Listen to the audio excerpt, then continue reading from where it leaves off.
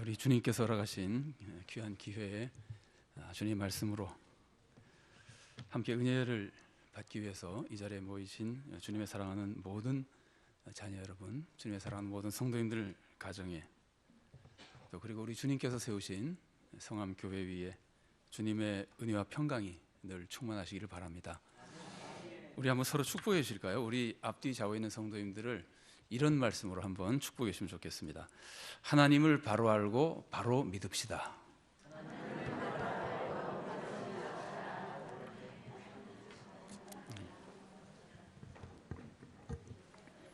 여러분, 한 가지 여쭤보겠습니다. 굉장히 쉬운 건데 믿음, 소망, 사랑 중에 제일은 뭡니까? 너무나 쉬워서 어이가 없죠. 믿음, 소망, 사랑 중에 제일은 무엇이냐 그러면 누구나 사랑이라 그러죠, 그죠?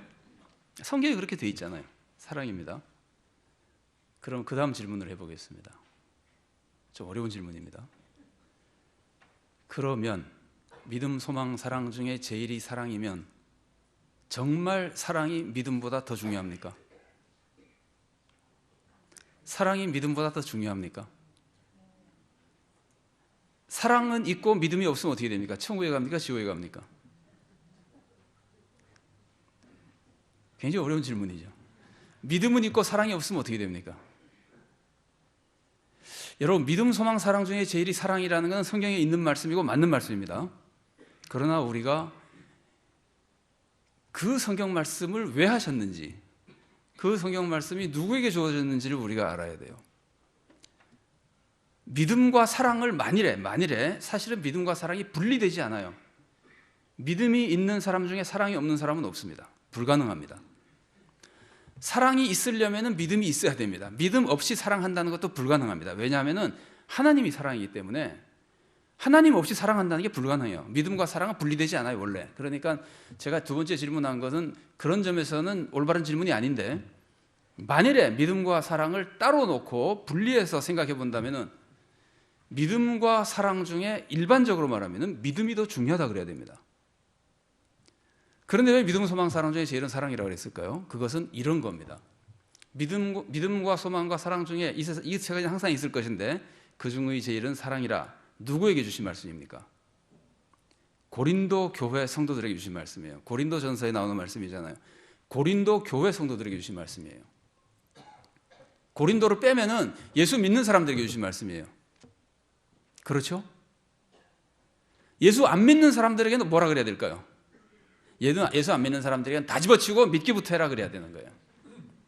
요한복음 6장에 보면은 유대인들이 예수님께 우리가 어떻게 해야 하나님의 일을 하겠습니까? 그러니까 예수님 뭐라고 대답하시죠? 혹시 기억나세요? 예수님이 하나님이 보내신 자를 믿는 것이 하나님의 일이니라 그렇게 말씀하세요. 너희들이 뭐 아무리 무슨 다른 게 해도 소용없고 하나님이 보내신 예수를 믿는 것이 하나님의 가장 중요한 일이다 그 말이에요. 왜냐하면 유대인들은 지금 예수 안 믿고 있거든요. 예수님을 안 믿는 사람들에게는 예수님을 믿는 게 제일 중요한 겁니다.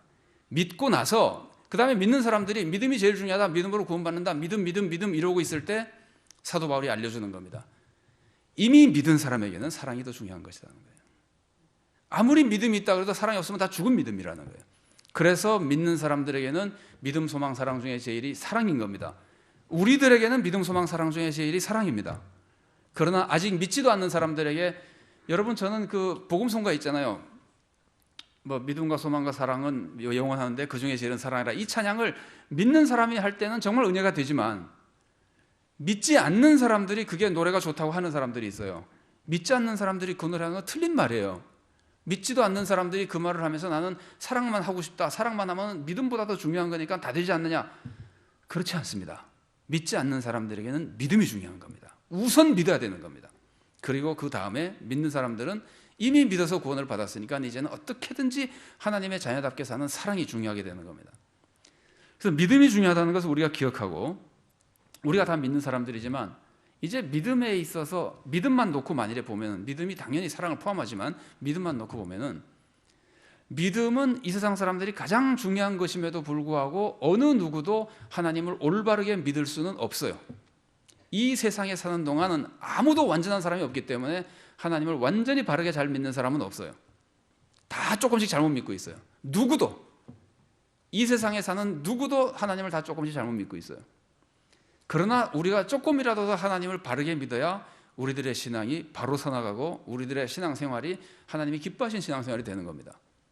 이거는요, 우리가 하나님을 잘못한다는 것이 하나님에 대한 지식이 만일에 100이라면은 100 전부가 다 틀렸다는 것도 아니고 80%, 90%가 틀렸다는 것도 아니고 혹시 몇 프로만 틀려 있어도 그 몇 프로 틀린 것 때문에 우리들의 신앙생활이 엉망이 되기도 합니다. 자, 여러분, 문이 있잖아요. 여기는 지금 이렇게 들어오는 문이죠, 그죠? 이렇게 밀고 닫고 들어오는 문이요. 이 문이 완전히 삐뚤어져야 안 닫힙니까? 제가 무슨 말 하는지 아시겠습니까? 이 문이 열고 닫고 들어오는 문이 완전히 삐뚤어져 가지고 확 무너져야 안 열립니까? 아니면은 조금만 삐뚤어도 안 열립니까? 조금만 삐뚤어도 안 열리잖아요. 그러면 그 조금 삐뚤어진 걸 약간만 바로잡아도 문이 아주 원만하게 열리고 우리가 쉽게 출입할 수 있게 되는 거예요. 그러나 조금만 잘못되면 어떨 때는 문이 아예 안 열리는 거예요. 우리의 잘못된 신앙을 우리 성도님들 얼마나 하나님을 잘 알고 계시겠어요? 이 하나님은 누구신가라 그러면은 우리가 다 아는 거잖아요, 사실은. 제가 오늘 여러분들이 모르는 것을 소개하지 않을 겁니다, 아마. 그럼에도 불구하고 말씀을 나누다 보면은 우리가 조금씩 잘못 알고 있는 것이 사람마다 다르게 있을 겁니다. 근데 그것을 우리가 바로 잡으면은 우리의 신앙이 상당히 많이, 그러니까 그 변화가 조금의 차이로 굉장히 큰 변화가 일어날 수 있는 거예요. 문이 열리기도 하고 안 열리기도 하는 것처럼요. 근데 올바른 신앙이라고 하는 것은 어떤 거냐면요, 올바른 믿음을 가지려고 하면은 하나님을 바로 하는 것이 가장 중요합니다. 왜냐하면 믿음은 하나님을 믿는 거잖아요. 물론 예수님을 믿는 것도 마찬가지입니다. 예수님이 하나님이 보내신 분이고 하나님의 유일한 구원의 길이기 때문에.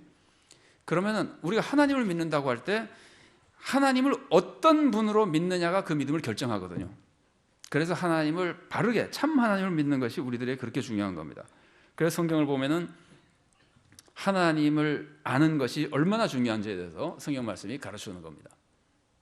자, 제가 지금까지 두 가지 말씀드렸습니다. 믿음이라고 하는 것이 굉장히 중요해요. 우리는 다 믿고 있으니까 우리는 사랑이 중요하다는 걸 생각해야 되지만, 그래도 다시 한번 되돌아가서 믿음이라고 하는 것이 인류에게 가장 중요한 것인데 그것을 잘못 알고 있으면 안 되니까 하나님을 어떻게든지 바로 알아나가기 위해서 하나님을 바로 하는 것이 중요하다는 얘기고요. 성경 말씀을 한번 보세요.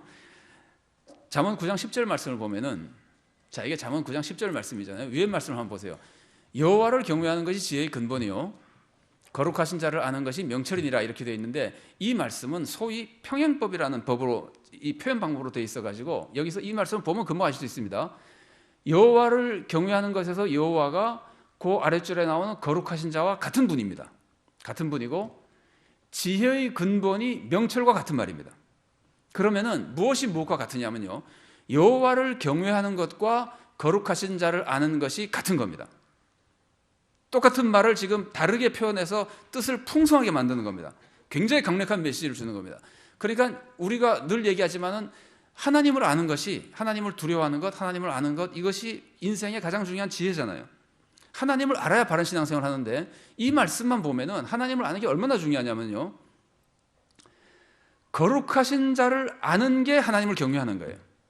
좀 달리 말하면은 거룩하신 자, 하나님을 알면은 반드시 하나님을 경외하게 돼 있어요. 하나님을 알면은 정말 하나님을 경외하게 돼 있어요. 자, 보세요.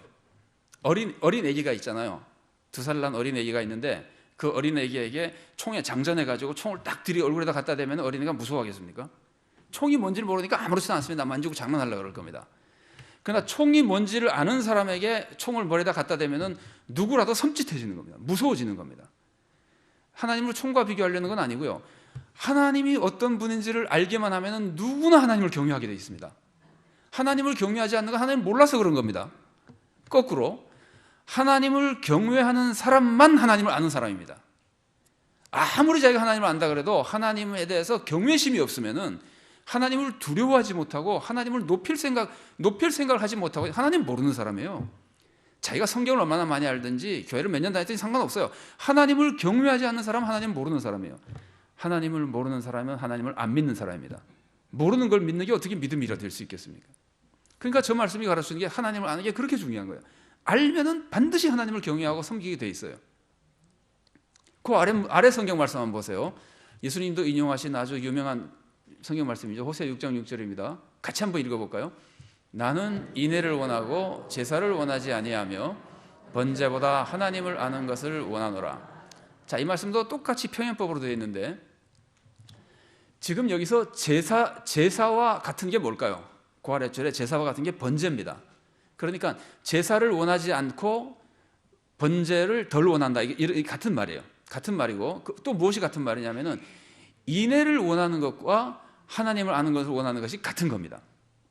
그런데 이 같은 것을 말씀드린 대로 평행법이라는 방법을 통해서 이 말을 조금 전에 제가 소개했던 뜻을 아주 확장을 시켜요. 굉장히 위대한 뜻을 가지고 우리들에게 알려주는 메시지가 되는 거예요. 이 말씀 아까 그대로 하면 여러분 금방 짐작이 되시죠? 하나님을 아는 것과 인애를 품는 것은 같은 거라는 거예요. 인애는 우리가 그냥 쉽게 이웃을 사랑하는 거라 그럽시다. 더 많은 뜻을 가지겠으나 하나님을 아는 사람은 반드시 이웃을 사랑한다는 거예요. 하나님을 몰라서 사랑하지 않는 것이지 하나님을 아는 사람은 반드시 이웃을 사랑한다는 거예요. 거꾸로 말하면 이웃을 사랑하지 않는 사람은 하나님을 모르는 사람입니다. 이 말씀이 그걸 가르쳐 주는데 이 말씀이 가르쳐 주는 이제 금방 제가 소개해드린 그 말씀, 이웃을 사랑하지 않는 자는 하나님을 모른다는 이 말씀은 신약성경에 나오죠. 어디 나옵니까? 요한일서 4장에 나오죠. 그죠?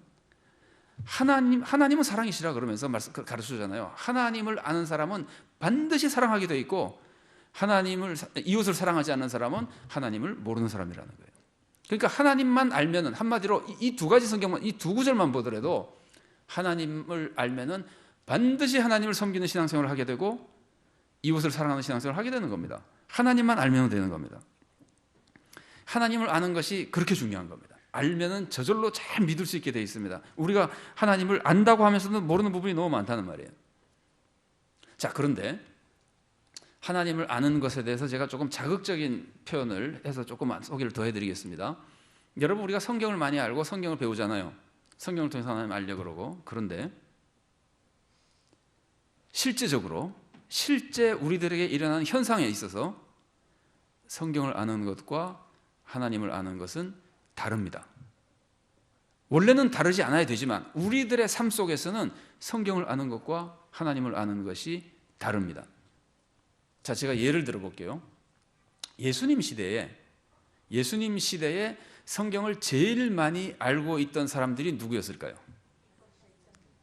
네? 율법학자, 율법교사, 서기관이 다 같은 사람들인데 신학자들입니다. 최고의 신학자들입니다.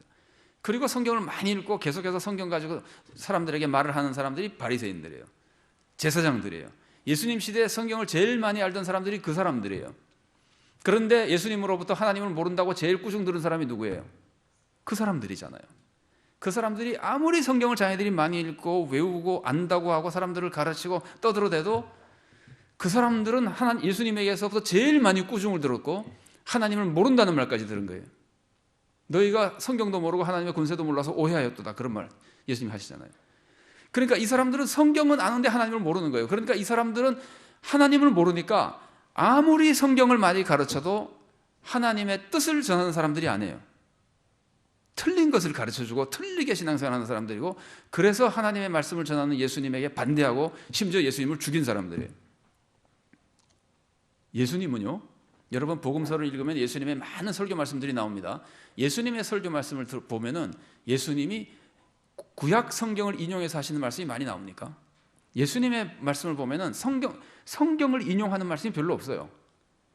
새를 봐라, 꽃을 봐라, 고기 잡는 걸 봐라, 씨 뿌리는 걸 봐라, 뭐 양과 염소를 봐라, 목자를 봐라, 이렇게 일상생활의 말씀을 하시는 것 같은데 그것이 전부 하나님의 말씀이에요.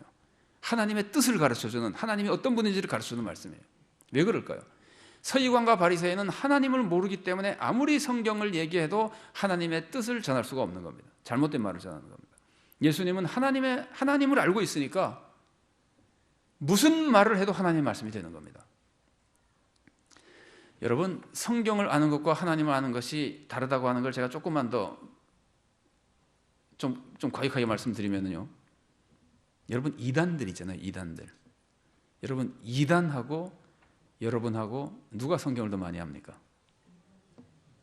저는 성도님들에게 이 질문을 참 많이 하는데 우리 성도님들은 이제 점잖으셔서 그런지 모르겠지만 이상하게 성도님들 그거 물어보면은 성도님들이 크게 이단이요 그래요. 그러면 제가 농담 삼아 말합니다. 창피하지도 않습니까? 어떻게 구원받지 못하고 엉터리로 가르치고 있는 이단보다도 진리를 믿고 있는 우리가 이단보다 성경을 모를 수가 있어요.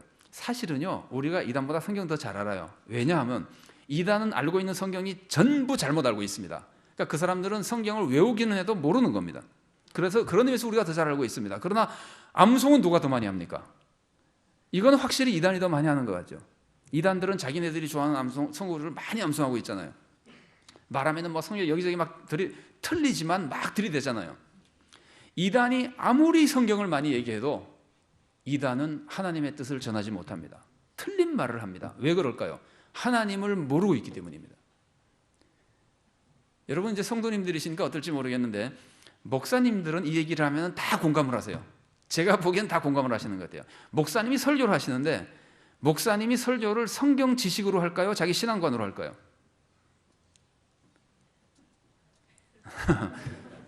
자기 신앙관으로 합니다. 목사님의 설교는 그 목사님의 신앙관 안에서 나오는 겁니다. 왜냐하면요, 자기 신앙관과 다른 말을 하는 것은 거짓말이에요. 자기가 믿지 않는 것을 말하는 거잖아요. 신앙관과 다른 걸 말하는 거는 믿음으로 하지 않는 건 다 죄잖아요. 그러니까 목사님이 신앙관과 다른 말을 하면 그건 죄예요. 사실은 믿지 않는 걸 말하는 거니까. 그러니까 목사님들이 어느 본문을 가지고 얘기해도 그 신앙관을 벗어나지 못합니다. 그러니까 목사님의 신앙관이 하나님을 어느 만큼 풍성히 어느 만큼 많이 아느냐에 따라서 그 사실은 그 성경 본문에 따라 말씀이 점점 풍성해질 수 있는 겁니다. 성경 지식으로 설교하는 거 아닙니다. 신앙관으로 하는 겁니다. 그래서 성도님들 중에 신앙생활 오래 하신 성도님들 중에 우스갯말로 이렇게 말하는 분이 있어요. 우리 목사님은 본문도 바뀌고 설교 제목도 바뀌는데 내용은 항상 똑같다. 정상이에요. 똑같을 수밖에 없어요. 똑같다는 것이 똑같은 말을 하면은 똑같은 예화를 말하고 똑같은 말을 하면 이상하지만 그 근본적으로 나오는 틀은 똑같을 수밖에 없어요. 같은 신앙관에서 말씀하시기 때문에. 그만큼 하나님을 아는 것이 중요합니다. 하나님을 아는 것은 성경을 아는 것보다도 훨씬 더 중요한 겁니다. 성경 많이 외우는 게 중요한 게 아니라 하나님을 바로 아는 게 중요한 겁니다. 그런데 이 말씀을 여기까지 들으면 이상할 겁니다. 안 이상하면 이상한 겁니다. 아니, 하나님을 그럼 어디서 알으라는 거냐? 성경에서 아는 것이지. 그렇잖아요. 하나님을 알려면 성경에서 알아야 되잖아요. 그런데 왜 하나님을 잘 모르고 성경을 많이 아는 사람이 생길까요? 이것도 현상입니다. 우리들의 현상입니다. 왜 그러냐면요, 사람들이 하나님을 알 때 성경을 통해서 하나님을 기본 차근차근히 배우는 사람은 거의 없습니다. 신앙생활을 시작하면은 하나님을 어떻게 알게 되냐면요, 여기저기서 주워 듣고 합니다. 좋게 얘기하면은 설교를 이 본문 저 본문에 나오는 설교를 들으면서 하나님을 점점 가지게 되는데 그것만이 아니라 이상하게 성도님들은 설교에서 들은 말씀보다 더 마음에 깊이 박히는 게 옆에 성도님이 한마디 한 거예요. 구역예배를 갔는데 구역예배 같이 신방 같이 가면서 하는 권사님이 한마디 한 게 마음에 더 깊이 박혀요. 이거는 보통 사람들에게 다 일어나는 현상인 것 같습니다. 그래서 그 홍보도 TV에 거창하게 홍보하고 학자들이 나와서 막 설명하는 홍보보다 입소문이라고 그러잖아요. 옆에 사람이 한마디 한 것이 더 깊이 우리들에게 인식시켜준다 그러잖아요. 이거는 누가 잘못이 아니라 우리들의 그냥 현상인 것 같습니다. 그래서 성도들에게 한마디 듣고 신앙관이 자꾸 형성이 돼요. 아, 하나님이 그런 분이구나, 하나님이 이런 분이구나 형성이 돼요. 그런데 그 형성될 때 그 하나님에 대한 이미지가 성경이 제대로 모든 성경을 통해서 딱 배워야 되는 하나님의 모습과 조금 다른 모습, 선입관이나 편견에 빠진 모습을 가지게 된다는 거예요. 여러분, 제가 만일에 신앙생활 하면서 우리 따르는 권사님이 있거나 장로님이 있어서 다니면서 신앙의 선배니까 이것저것 들으면 많이 배우게 되잖아요. 그럼 그분이 저에게 한 말이 사실이어도 권사님이나 장로님이 거짓말 하겠습니까? 사실을 말하는 겁니다. 사실을 말합니다. 사실. 그런데 그 사실이 진리는 아니에요. 자, 사실과 진리는 다릅니다. 제가 예를 들어 보겠습니다. 제가 굉장히 어려운 병에 걸려가지고 아무리 병원에 가서 돈을 쓰고 해도 병이 낫지 않아서 이거 평생 이 고통스러운 병을 달고 살아야 되나 보다 고민하고 있는데 너무 답답해서 너무 아프고 그래서 새벽 기도를 가서 기도를 하기 시작했어요. 그런데 40일 딱 기도했을 때 병이 나아버렸어요. 여러분 그런 말씀 많이 들으시죠? 그거 사실입니다. 그 사람 거짓말하는 거 아닙니다. 지금 저는 지금 예를 드는 겁니다. 실제 일어난 일은 아니고. 그러나 어떤 분이 새벽 기도 가서 40일 동안 기도했더니 불치병이 났어요. 사실이에요. 그럼 그게 진리입니까? 새벽 기도 가서 40일 기도하면 모든 병이 다 낫습니까? 진리 아니죠? 아니, 한 번만 대답해 보실래요? 진리 아니죠? 그래서 아무리 사실을 들어도 그 사실을 듣고 나서 나에게는 그것이 진리처럼 자꾸 들어오는 거예요.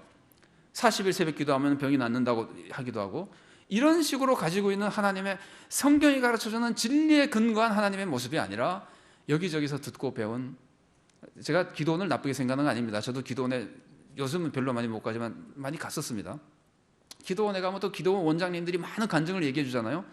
그것이 사실이어도 그것을 진리로 법칙처럼 받아들이면 안 되는 것들을 많이 듣게 된다는 말이에요. 기도원에서도 듣고 성도들인데도 듣고. 그래서 여기저기서 단편적으로 들은 것으로 나에게 신앙관이 형성되면서 하나님에 대한 신앙관이 누구나 조금씩 잘못되게 형성이 되어 있는 겁니다. 그래서 그 잘못된 신앙관으로 성경을 보면은 성경은 알아도 신앙관은 다르게 구성이 되어 있기 때문에 제가 이렇게 말씀을 드리는 거예요. 당연히 우리는 성경을 통해서 올바른 신앙관을 가져야 됩니다. 그러나 실제로 우리는 조금씩 잘못된 신앙관을 가질 수 있고, 그것은 성경을 아는 것보다도 오히려 더 큰 영향을 우리들에게 미친다는 거예요. 그래서 우리가 올바르게 하나님에 대해서 알아야 된다는 겁니다. 자, 그런데 저는 지금 우리가 한국교회에 대해서 염려를 많이 하잖아요. 한국교회에 대해서 염려하지 않는 대한민국 성도는 아마 없을 겁니다. 다 한국교회에 대해서 염려합니다. 그런데 저는 개인적으로 한국교회의 거의 모든 문제가, 제가 뭐 부족하니까 다 알 수는 없으나 제가 이해하는 대부분의 문제가 하나님을 잘못 알고 있어서 생기는 겁니다. 하나님을 조금씩 잘못 알고 있는 그것이 우리들의 신앙생활을 이렇게 왜곡되게 만들고 세상으로부터 욕먹게 만들고 하나님 영광을 가리게 만드는 겁니다. 그럼 하나님에 대해서 도대체 하나님에 대해서 무엇을 알아야 될까? 우리가 하나님에 대해서 알 수 있는 것들은 많이 있습니다.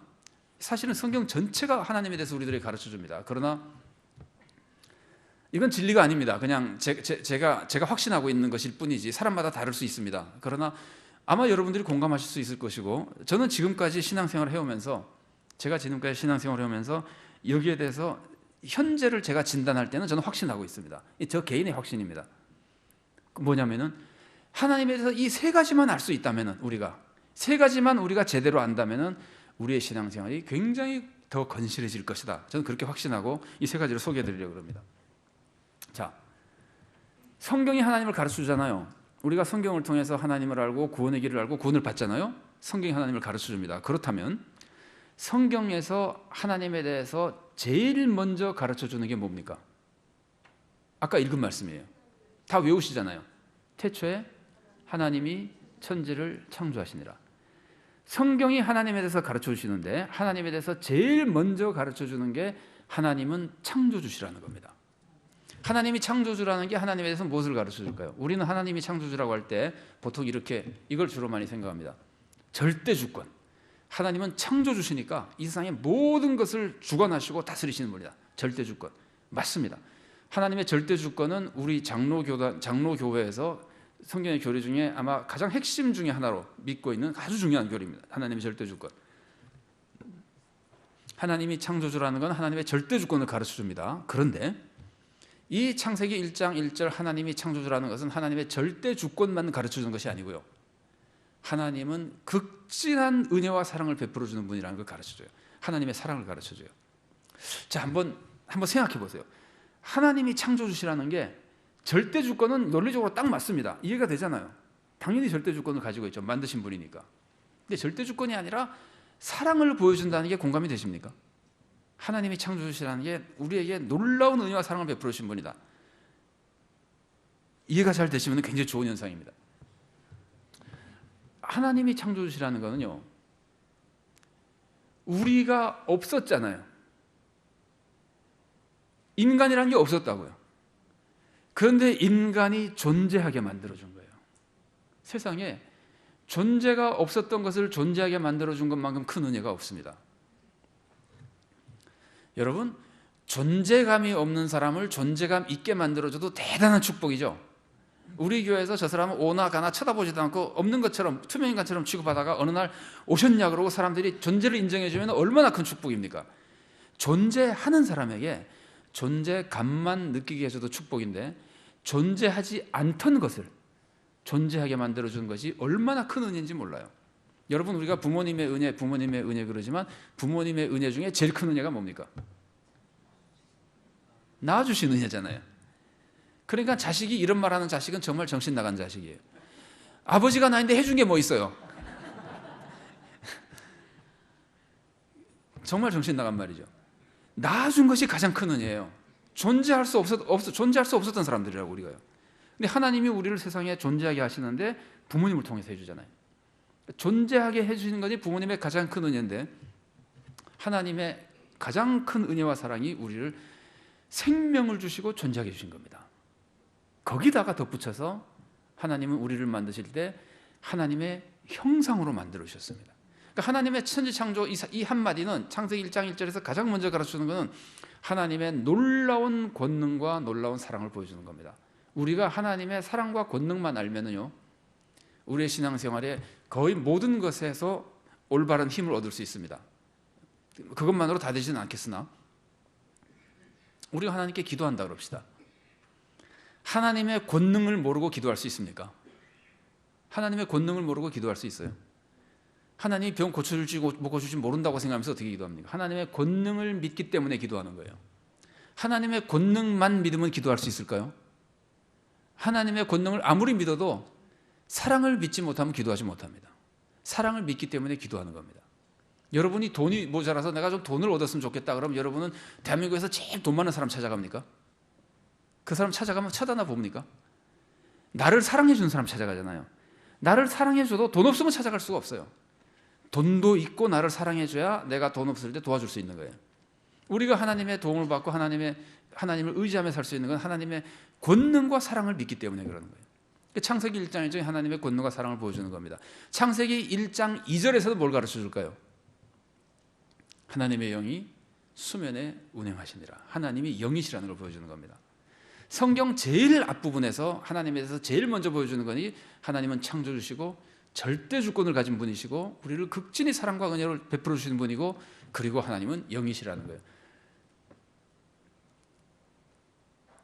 저는 개인적으로 우리가 이 세 가지만 제대로 알면 우리의 신앙생활이 정말 우리가 생각하기에도 기대할 만큼 우리의 기대를 만족시킬 만큼 아마 하나님도 굉장히 기뻐하실 건실하고 튼튼한 신앙인으로 성장할 수 있다고 저는 확신하고 있습니다. 자, 하나님은 창조주시라는 걸 보겠습니다. 첫 번째로 하나님은 창조주십니다.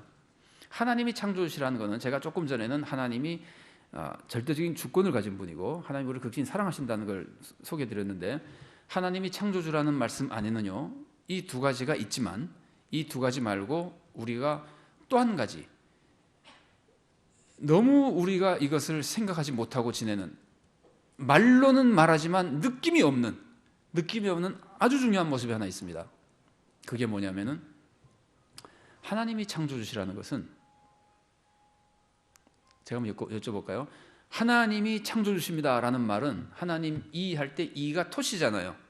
그래서 제가 이라는 토시를 바꿔볼 테니까 맞는가 보세요. 하나님이 창조주십니다. 맞죠? 하나님만 창조주십니다. 맞습니까? 맞죠? 하나님도 창조주십니다. 맞습니까? 안 맞죠? 그거 신자 아닙니다. 왜 신자가 아니라고 하냐면 보세요. 이 여자가 제 아내입니다. 맞죠? 이 여자만 제 아내입니다. 맞죠? 이 여자도 제 아내입니다. 그건 남편 아니에요. 그 문제 이상한 관계. 이 여자도 제 남편입니다. 아닙니다. 말이 안 돼요. 하나님도 창조주라고 하는 건 하나님 믿는 거 아니에요. 하나님을 믿을 때는 유일하신 하나님만 창조주로 믿어야 되는 거예요. 그렇잖아요? 자, 하나님만 창조주로 믿는 것인데 우리가 무엇을 설명할 때 이것입니다라고 긍정적으로 서술하는 설명도 굉장히 중요하지만 그 설명을 명확하게 하기 위해서는 이것은 아닙니다라고 보충해 주는 게 필요할 때가 많이 있습니다. 제가 한번 예를 들어 볼게요. 제가 교회에서 목회할 때, 교회를 섬길 때 우리 교회에서 작년 신앙수련회를 갔어요. 저는 광주에서 목회를 했는데 어디로 갔냐면 완도로 갔어요. 전라도 완도로 가는데 완도에 청소년 수련관이 2개가 있어요. 하나는 이름이 제가 확실하진 않은데 예를 들어서 하나는 완도 청소년 수련관이고 하나는 전남 청소년 수련관이에요. 근데 우리가 거기 수련회를 갑니다. 그러고 이제 다 안내해드리고 이름도 뭐 완도 청소년 수련관이라고 장소 다 알려주고 그 다음에 교회에서 버스로 같이 가실 분들은 출발하고 또 혹시 개인적으로 뭐 시간이 안 맞아서 뭐 따로 먼저 와야 되는 사람도 있고 하니까 가족별로나 친구들 알아서 차로 올 사람들은 차로 오라고 다 내려줬어요. 근데 그렇게 설명만 해줬어요. 완도 청소년 수련관에 뭐 오후 1시에 뭐 개회를 드립니다. 이래가지고 다 내려줬어요. 그런데 많은 사람들이 아마 수십 명 가까이 전남 청소년 수련관에 갔다가 왔어요. 내비게이션 딱 치니까 그게 나오는데 완도에 있는 청소년 수련관 여기구나 하고 다 간 거예요.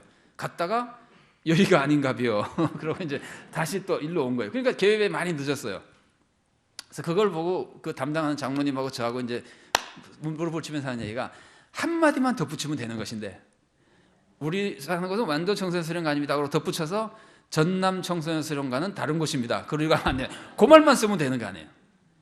그래서 이게 지금 보조로 설명하는 이것은 아닙니다. 여러분 길 가르칠 때도 그렇잖아요. 거기서 왼쪽으로 꼬부라져 그러면서 오른쪽으로 하면 절대 안 돼. 뭐 이렇게 한마디 더 하면은 실수를 덜 하거든요.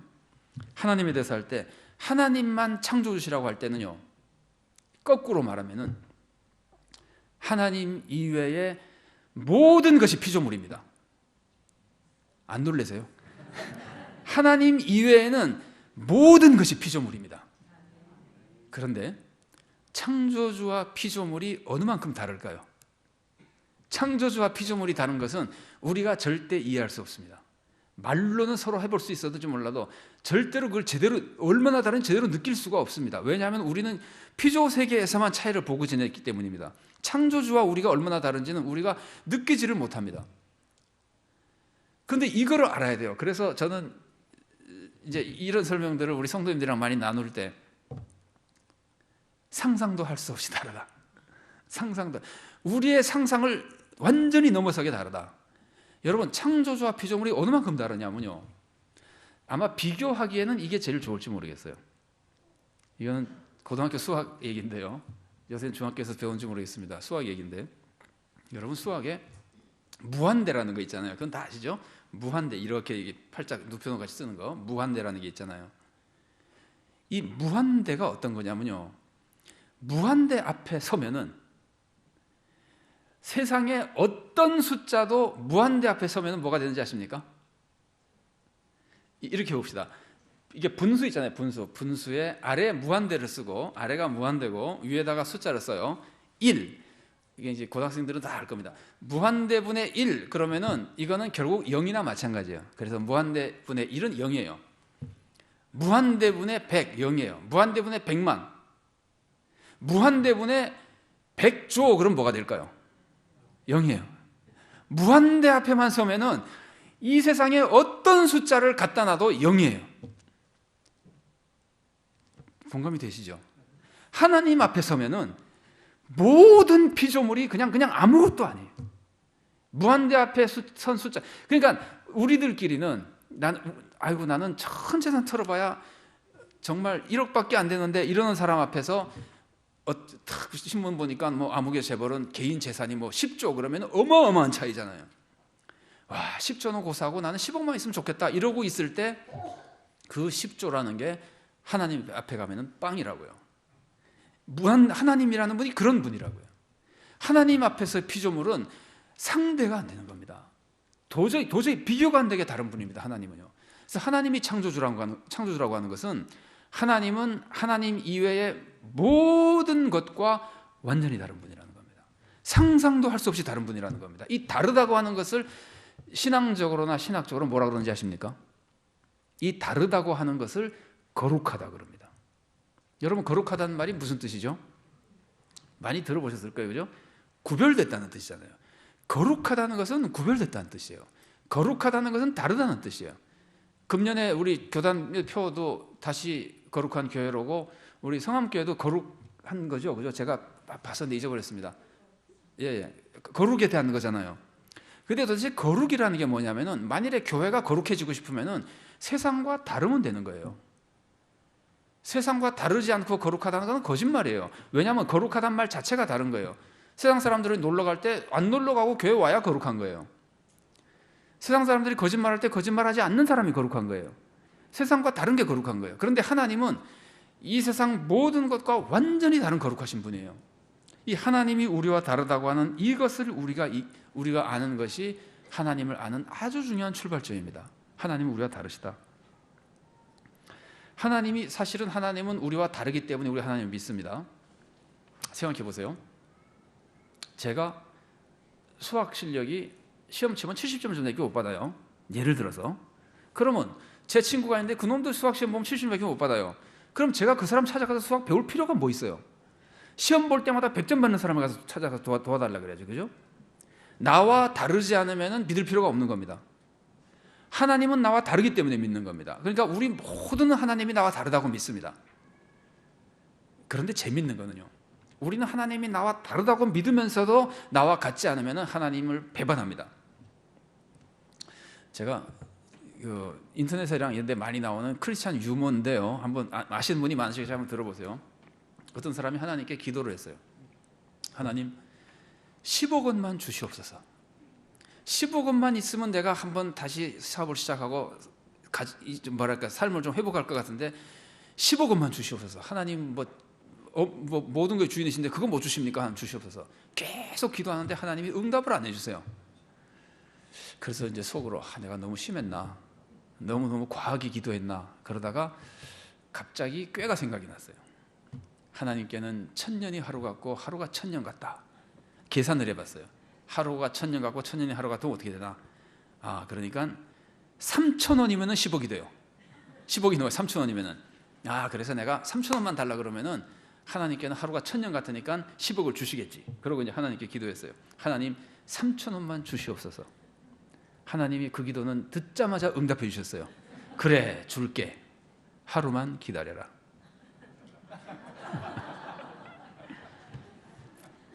자, 이 사람의, 저는 이게 사람들이 만드는 얘기인데, 웃으라고 만든 얘기인데, 정말 우리 신앙의 진면목이라고 생각합니다. 하나님이 나와 달라서 3,000원만 달라 그러면 10억을 주실 것으로 믿고 기도를 했지만은 줄 때는 하루가 1000년이 되면 안 되잖아요. 여러분 생각해 보세요. 우리가 하나님께 불치의 병이 그래서 기도를 한다면은 하나님 이 병을 고쳐 주십시오라고 세상 사람 아무도 못해도 하나님은 하실 수 있다고 믿습니다. 그럼 하나님이 나와 다르다는 걸 믿고 기도하잖아요. 그런데 하나님이 그 병을 치료해 주는 시기는 나와 같아야 되는 거예요. 치료해 주는 시기는 1년 이상 걸리면 안 되는 거예요. 하나님 1년이 시한입니다. 그러니까 하나님이 나와 다른 것은, 하나님은 나와 완전히 다른 분인데 내가 편리한 것만 다르기를 바라고, 또 내가 원하는 건 나와 같지 않으면 배반해버려요. 하나님 있어 없어 그러고 교회를 떠나고 신앙을 버리는 거예요. 우리는 하나님을 믿을 때 하나님이 나와 완전히 다르다는 걸 믿어야 됩니다. 그래서 이사야 55장에 나오는 말씀이 그거니까 내 길은 너희 길과 다르고 내 뜻은 너희 뜻과 달라서 하늘이 땅보다 높은 같이 내 길은 너희보다 높으니라. 하나님이 나와 뜻이 달라서 내가 해달라는 거를 내가 원할 때 안 해주고 한 5년 더 있다가 해주면은 어느 게 더 좋은 겁니까? 내가 원할 때 해주는 게 좋은 겁니까? 하나님이 원하실 때 해주는 게 좋은 겁니까? 하나님이 원하실 때잖아요. 왜냐하면 하나님은 다 아시니까. 아니, 하나님이 안 해주셔도 하나님이 안 해주신 그게 나에게 더 좋은 거잖아요. 그러니까 하나님이 나와 다른 것이 사실은 더 좋은 거잖아요. 그런데도 불구하고 우리는 하나님이 나와 다르다고 믿고 하나님을 믿는다고 하면서도 나와 내 마음대로 같기를 바라는 거예요. 우리는 하나님을 그렇게 믿으면 안 됩니다. 하나님은 나와 완전히 다른 것을 인정할 때 우리가 신앙을 지키게 되고 그 신앙에 하나님의 은혜가 임하는 겁니다. 욥 보세요.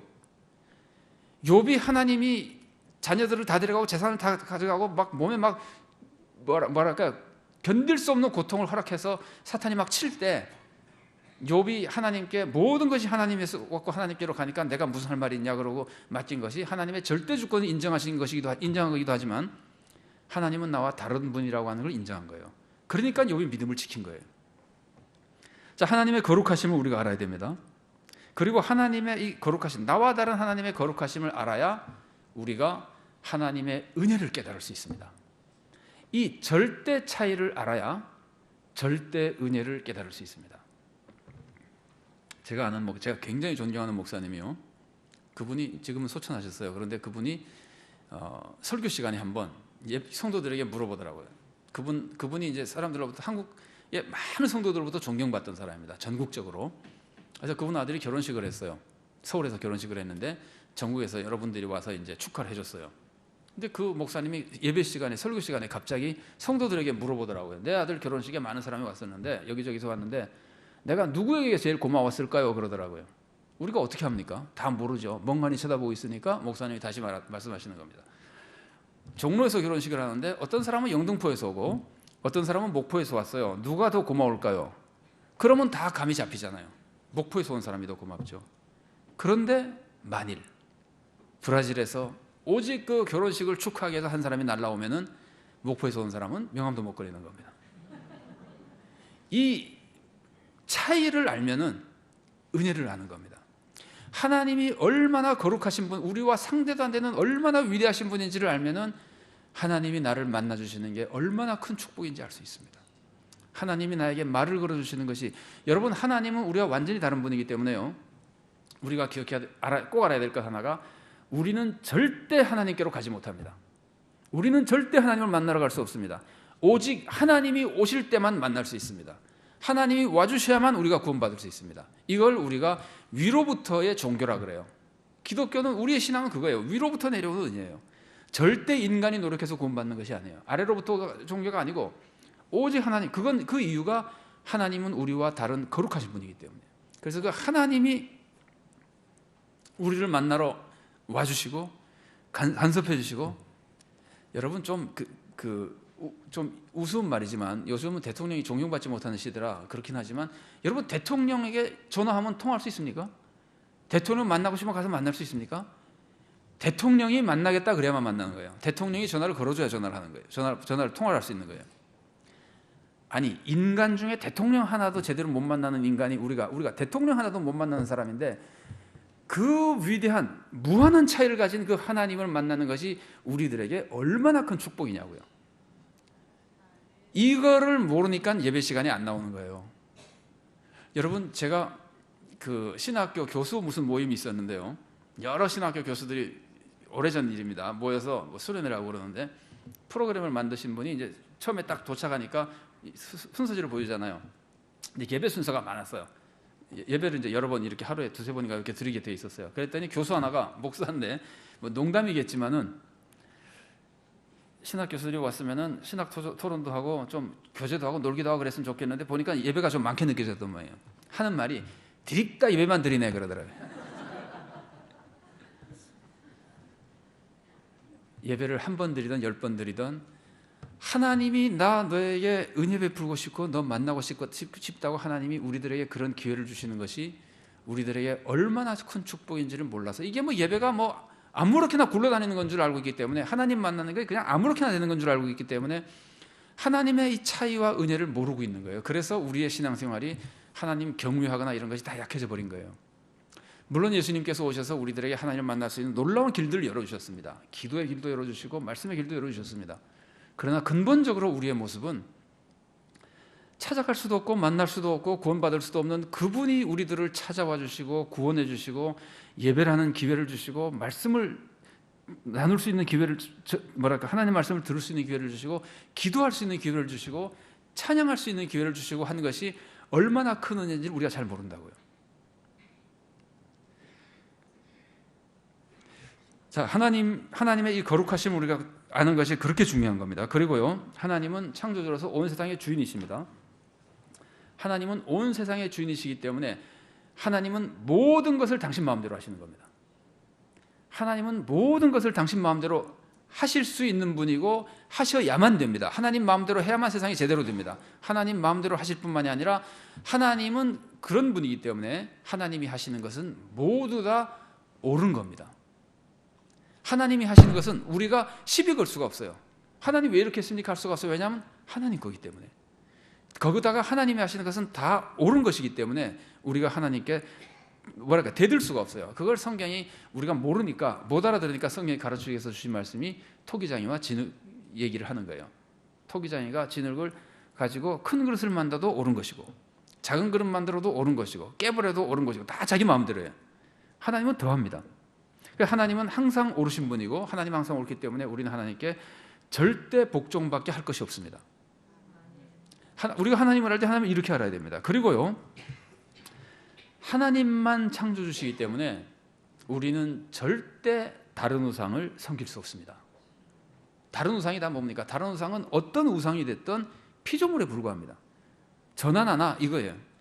나보다 나을 것도 없고 심지어 나보다 못합니다. 왜냐하면 우리는 하나님의 형상이니까 어떤 피조물보다도 우리가 더 오히려 우월한 존재예요.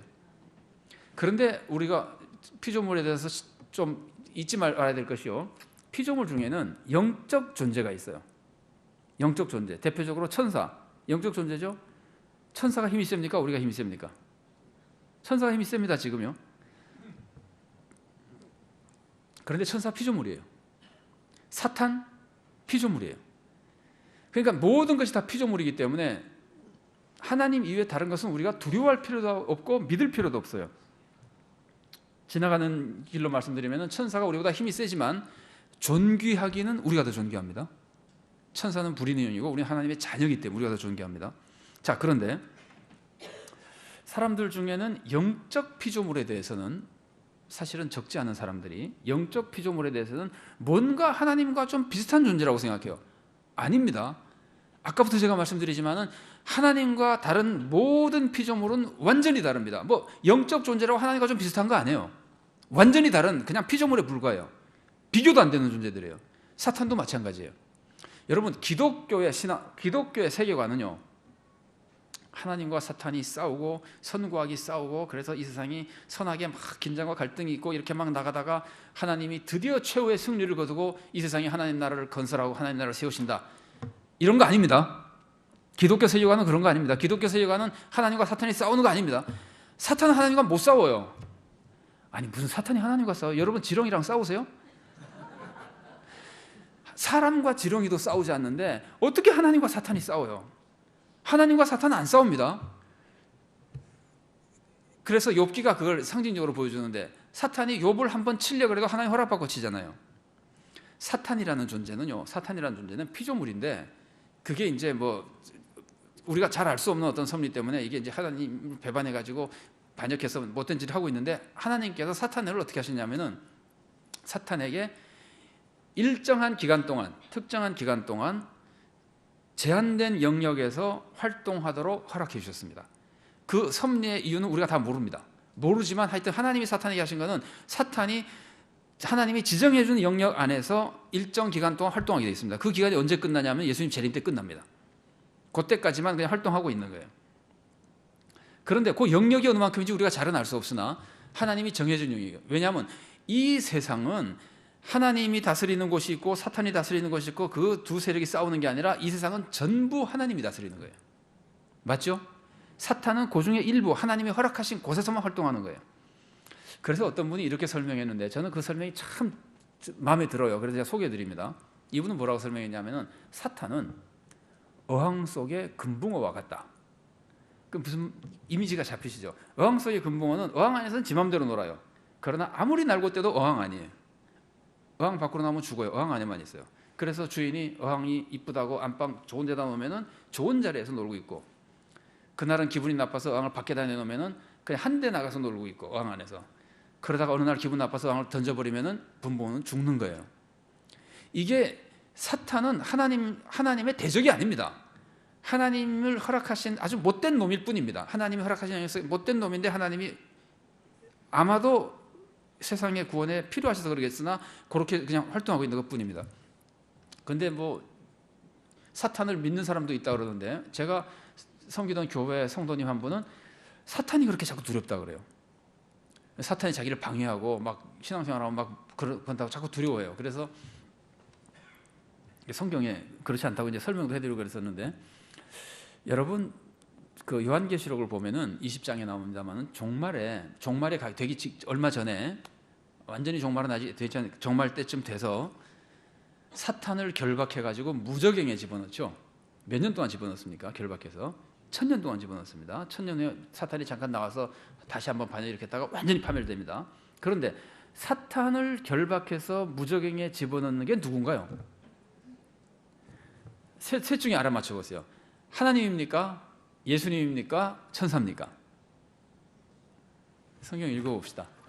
이거는 도대체 사탄을 너무 무서워하는 분들이 있어서 가끔 이건 한번 확인해 보겠습니다. 요한계시록 20장에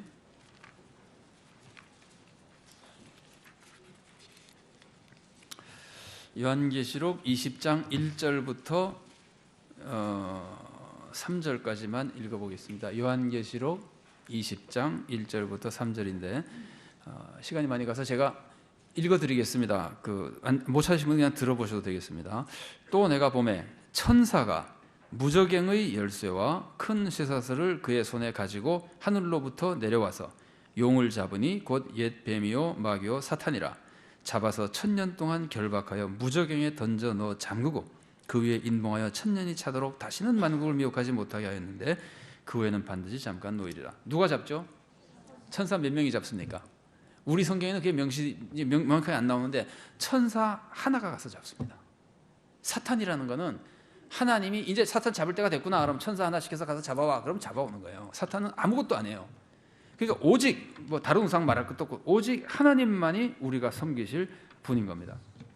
자, 그리고 이 천지 창조주 하나님에 대해서 제가 한 가지만 조금 더 정리하고 그 뒷내용을 하겠습니다. 뒷내용들은 좀 짧게 할 수 있습니다. 이 부분이 저는 개인적으로 너무 중요하다고 느껴져서 좀 이게 장시간 말씀을 드립니다. 자, 우리가 장로교에서 믿는 교리 중에 하나가 절대주권이 하나님 절대주권이 굉장히 중요하고 예정론이라고 하는 것이 있어요. 예정론은 우리가 잘 아는 대로 하나님 모든 것을 예정하셨다 이건데 예정론을 어떻게 믿어야 되느냐를 제가 꼭 이 시간에 한번 나눌 필요가 있어요. 왜냐하면 예정론이 하나님이 미리 정하셨다 그러면 사람들이 자꾸 착오를 일으켜요.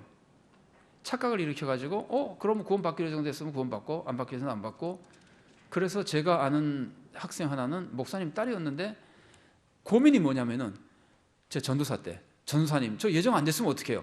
열심히 신앙생활 하는데 고민이 뭐냐면 저 예정 안 됐으면 어떻게 해요? 그게 고민이에요. 그 학생이 그렇게 예정론을 자꾸 그런 식으로 믿는데 예정론을 믿을 때는 이 세 가지를 꼭 기억하고 있어야 됩니다. 첫째는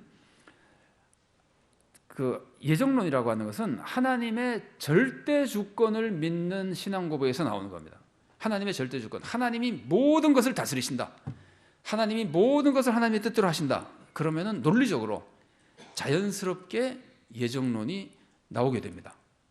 그래도 조금 다른 이론도 가능하지만 기본적으로 예정론은 그 성경 구절을 가지고 따지면서 논쟁해 가지고 만들어내는 게 아니고 하나님의 절대 주권, 모든 것을 하나님이 다스리십니다라는 신앙 고백에서 나오는 겁니다. 그 신앙 고백이 있어야 예정론도 쉽게 받아들이고 이해할 수 있는 겁니다.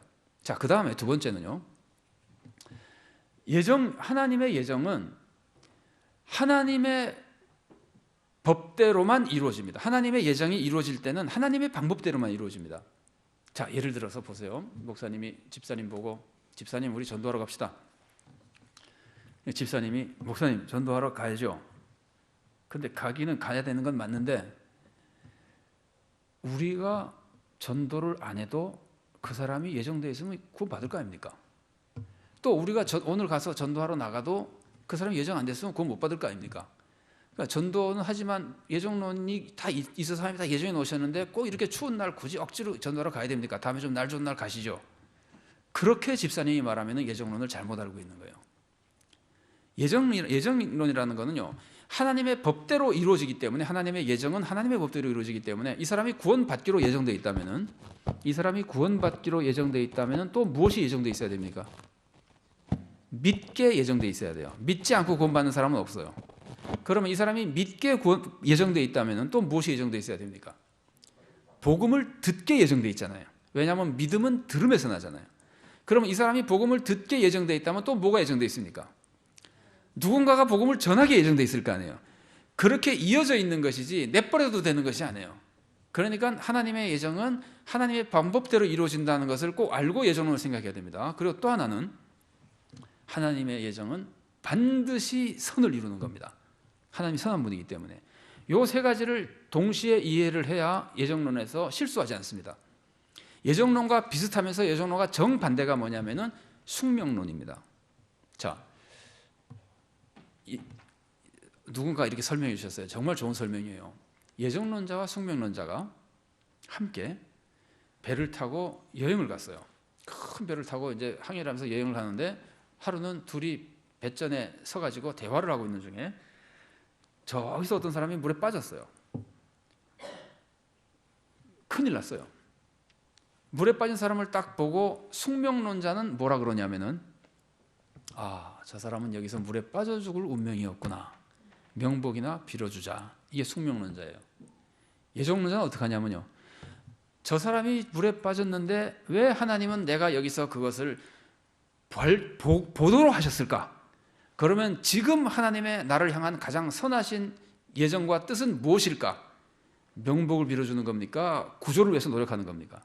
구조를 위해서 노력하는 거죠. 그래서 숙명론자는 그걸 보고 명복을 빌어주지만, 예정론자는 있는 힘을 다해서 구조를 하는 겁니다. 소리 지르고 구명대를 던지고 온 힘을 다해서 구조하는 겁니다.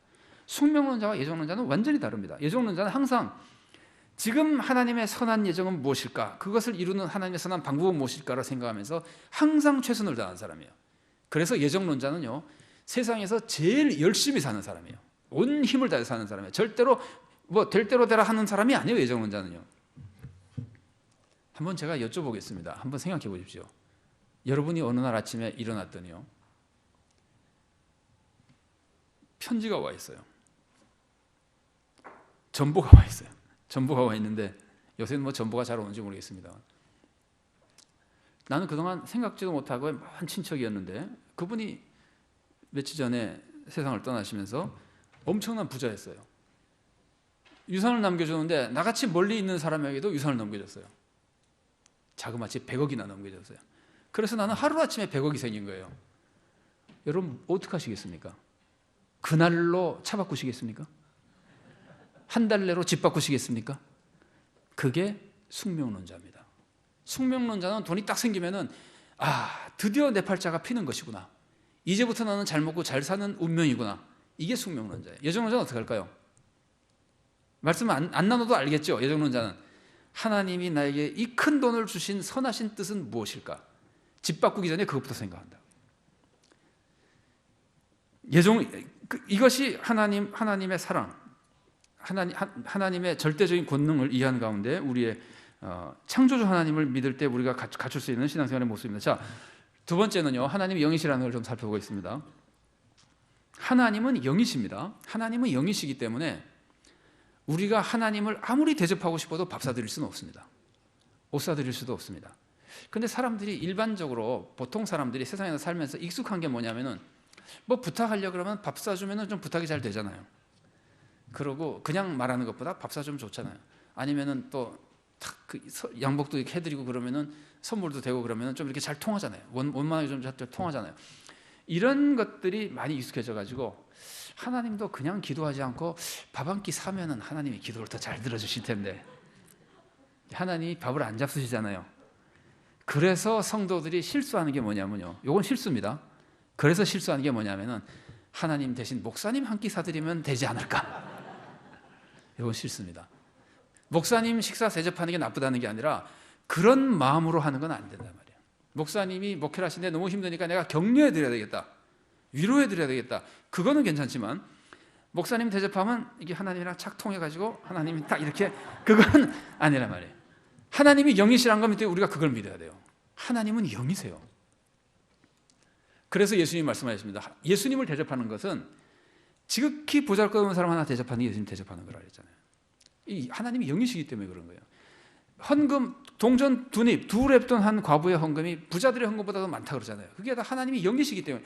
하나님이 만약에 물질을 따지는 분이라면 절대로 그렇게 계산이 안 됩니다. 하나님은 영이시기 때문에 그런 겁니다. 그래서 하나님은 영이시기 때문에 우리를 보실 때 우리들의 뭘 보십니까? 중심을 보시는 겁니다. 좀 달리 말하면 마음을 보시는 겁니다. 자, 제가 여쭤보겠습니다. 마음만 보시는 겁니까? 업적도 보시는 겁니까? 이제 어려운 질문입니다. 하나님은요, 엘리압 다윗의 제일 큰 형을 딱 볼 때 하나님이 사무엘 보고, 사무엘이 너무 이 사람이 제대로 잘생겼으니까 와, 하나님의 기름 부음을 받은 자구나 하고 딱 생각할 때 하나님이 사무엘에게 말씀하시기를 그의 용모나 신장을 보지 말라 그러시죠. 그러니까 나는 그거 전혀 안 본다는 뜻이잖아요. 외모를 전혀 안 보시고 마음만 보신다는 뜻이에요. 그래서 실제로 마음이 업적으로 나타나기 때문에 성경을 보면은 행동을 보고 예수님이 그 행동이 믿음의 증거라고 생각해서 행동을 보시긴 합니다. 그러나 행동 자체를 보시는 것이 아니라 행동은 오직 믿음의 증거로만 보시는 겁니다. 하나님이 진짜로 보시는 것은 그 믿음의 마음만 보시는 겁니다. 좀 달리 말하면요, 하나님은 업적 안 보십니다. 제가 하나님이 업적 안 보시는 것을 이렇게 한번 소개를 해드려 볼게요. 제가 젊었을 때, 이건 예를 드는 거예요. 사실이 아니라, 젊었을 때 애들이 이제 어려가지고, 하나는 5살, 하나는 7살인데 바빠가지고 같이 놀아주지 못하다가 어느 날 보니까 측은하게 느껴져요. 아유, 애들이 참 재밌게 놀지도 못하고 참 안 됐다. 그래서 내가 시간 많이 못 내니까 한번 장난감이라도 좋은 거 사줘야 되겠다. 그래가지고 큰 맘 먹고 레고를 엄청나게 크고 좋은 걸 사다 줬어요. 그러고 이제 사다 주고 나서 어느 날 보니까 애들이 어려가지고 그 레고로 좋은 걸 만들지 못하고 개발세발 만들면서 놀고 있어요.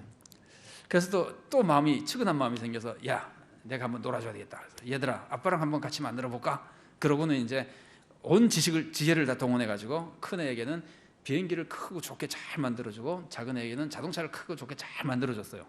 그러고 나서 제가 큰 애 비행기가 잘 만들어졌나 작은 애 자동차가 잘 만들어졌나 평가를 할까요? 안 할까요? 여러분 같으면 하겠습니까? 안 하겠습니까? 누가 잘했나 하겠습니까? 안 하겠습니까? 왜 안 합니까? 그 누가 한 거죠? 내가 한 거잖아요.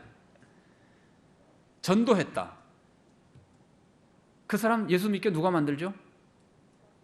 성령님으로 하시지 않고는 아무도 그리스도를 주라고 할 수 없습니다.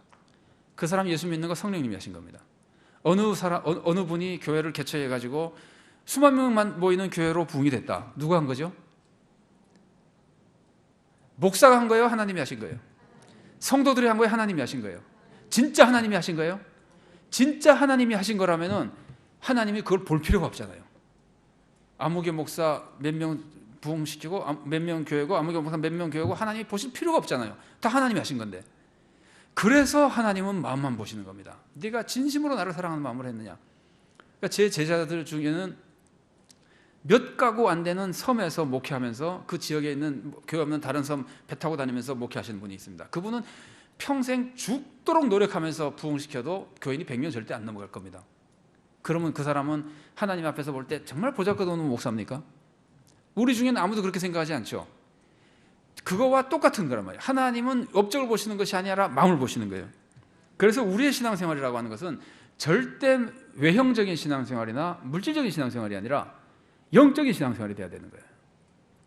영적인 신앙생활이 되면은 어떤 모습이 나타나냐면요, 마음을 보시는 하나님을 알고 신앙생활하면은 어떤 모습이 나타난다기보다 어떤 모습이 없어지느냐 하면은 경쟁이 없어집니다. 사람이 경쟁하는 것은 보이기 때문에 하는 겁니다. 측량이 되기 때문에 경쟁하는 겁니다. 보이지 않는 마음 가지고는 절대로 경쟁하지 못합니다. 여러분, 신앙생활, 교회 생활에서 경쟁이 없다는 것이 얼마나 큰 축복인지 몰라요. 여러분, 가정에서 자녀들이 막 서로 경쟁하고 그러면 부모님이 행복합니까? 하나님은 하나님의 자녀들이 서로 사랑하며 돕고 서로 높여주고 서로 잘 되기를 바라는 그런 삶을 원하는 것이지 서로 경쟁해서 누르고 이기고 하는 걸 원하시는 것이 아니에요. 그런데 그 경쟁이 없는 교회야말로 하나님의 자녀들, 하나님의 가정 같은 교회인데, 이 하나님이 영적인 분이시고 마음을 보시는 분이라는 걸 우리가 알고 신앙생활을 하면은 경쟁이 사라집니다. 직분의 경쟁 같은 거 없어져요. 어떤 직분을 받든지 상관없습니다. 하나님은 그거 보시는 분이 아니니까 경쟁이 사라집니다. 그리고 세 가지가 같이 사라지는데, 이거는 거의 같은 겁니다만은 표현을 우리가 좀 다르게 합니다. 짧게 말씀드리겠습니다. 이 외적인 모습을 자꾸 강조하거나 외적인 모습을 자꾸 보면은요, 사람들의 신앙생활이 율법주의적인 신앙생활이 됩니다. 율법주의적인 신앙생활이 됩니다. 여러분 잘 아시겠지만 그냥 정리하고 넘어간다면은 율법이 좋은 겁니까? 나쁜 겁니까? 율법은 좋은 거예요. 하나님의 뜻이에요. 율법의 완성은 사랑이에요. 사랑하는 게 왜 나쁜 겁니까? 율법은 좋은 거예요. 뭐가 나쁘냐면은 율법주의가 나쁜 거예요. 율법주의라고 하는 것은 내가 율법을 지킴으로써 율법을 지킨 나의 선행과 나의 공로로 내가 구원받겠다고 하는 것이 율법주의예요. 그러니까 율법주의는 내 힘으로 구원받으려고 하는 거예요. 근데 율법을 지키는 것은 선한 거예요. 하나님을 사랑하기 때문에 지키는 거예요. 그러니까 율법주의가 나쁜 것인데, 율법주의는 율법주의라고 말을 하지만 똑같은 뜻이 공로주의입니다. 내 공로로 구원받겠다는 겁니다. 그런데 사람들이 외모를 강조하면은, 외형을 강조하고 외모를 강조하면은 외모의 업적으로 인해서 내가 구원받는다고 착각을 일으키게 돼요. 이거는요, 제가 단언하지만 이 세상에 그 착각에서 벗어날 수 있는 사람은 한 사람도 없을 겁니다. 누구나 업적이 많아지면 내가 이 업적 때문에 구원받지 않을까 하는 착각에 빠지게 됩니다. 제가 그 이유를 설명해 드리겠습니다. 우선 여러분, 혹시 우리에게 이런 마음이 생기지 않을까요? 내가 새벽 기도도 빠지지 않고 다니고 베트남 선교 갈 때마다 내가 항상 선교 활동에 참여하고 내가 헌금한 것이 베트남 교회 건물에 큰 영향을 미치고 내가 이렇게 신앙생활 열심히 하고 선교를 많이 했는데 그러다가 내가 무슨 실수를 했어요. 회사에서 뭐 이렇게 거짓말을 좀 섞어서 뭐 해가지고 실수를 했어요. 그랬을 때 혹시 이런 생각이 안 들까요? 내가 그렇게 하나님을 잘 섬겼는데 하나님이 그런 죄 정도 하나 안 봐주시겠어? 그런 생각이 들까요, 안 들까요? 그런 생각이 제가 아까 말씀드리지만은 안 드는 사람이 거의 없을 겁니다. 내가 그렇게 많이 그걸 했는데 선교하고 막 그랬는데 하나님이 고까짓 거 하나 안 봐주시겠어? 용서 안 해주시겠어? 안 해주십니다. 하나님의 죄 용서해 주시는 것은 오직 그리스도의 십자가뿐입니다. 그런데 업적이 많아지면 그리스도의 십자가를 덜 의지하게끔 믿음이 약해지는 거예요. 여러분, 부자가 왜 천국 가기 어려우냐면요, 돈이 많아지면은 돈을 자꾸 의지하면서 돈을 의지하는 만큼 하나님을 덜 의지하기 때문에 믿음이 약해지는 거예요. 제가 왜 감히 그런 사람이 하나도 없을 거라고 말씀드리냐면요, 역사상 가장 믿음이 좋았다고 우리가 평가해도 과언이 아닐 사도 바울이 그랬어요. 여러분, 사도 바울의 말 중에 이런 말씀하시죠. 내가 이전에 나에게 좋던 것을, 이전에 자랑거리로 생각하던 것을 지금 다 뭐로 여긴다고요? 뭐로 여긴다고요? 예, 배설물로 여긴다고 우리가 그러는데, 배설물로 여긴다고 하는 것도 맞지만 그 전에 바울이 쓰는 말은 해로 여긴다 그럽니다. 배설물과 해는 좀 다릅니다. 배설물로 여기는 것보다 해로 여기는 게 훨씬 더 무서운 겁니다. 이런 거랑 같습니다. 여러분, 이 컵에 배설물이 가득 막 철철철 넘치게 담겨 있고, 또 한 컵에는 진한 황산이 넘치도록 담겨 있으면 어느 걸 더 조심하겠어요? 황산이죠. 이거는 지금 손이 닿으면 큰일 나니까 이게 해로 여기는 것 같은 거예요. 사도 바울이 자기가 이전에 자랑하던 모든 것을 해로 여기는 이유는 뭐냐면은 이렇게 말하죠. 그리스도를 아는 지식이 가장 고상하기 때문이라. 이 말은 내가 자랑하던 그것 때문에 그리스도를 아는 지식이 약해진다는 거예요.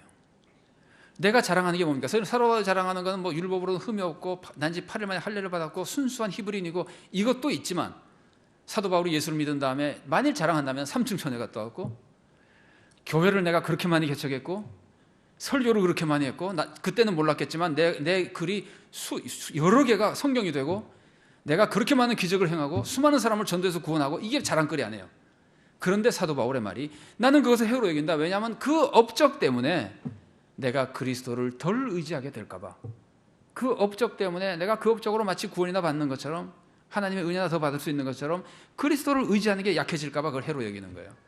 그래서 오히려 그런 업적이 뛰어난 것보다 자기가 약할 때 더 강하다고, 오히려 더 은혜가 넘친다고까지 얘기하는 거예요. 그러니까 우리가 업적이 생기면은, 업적을 중요하게 생각하면은,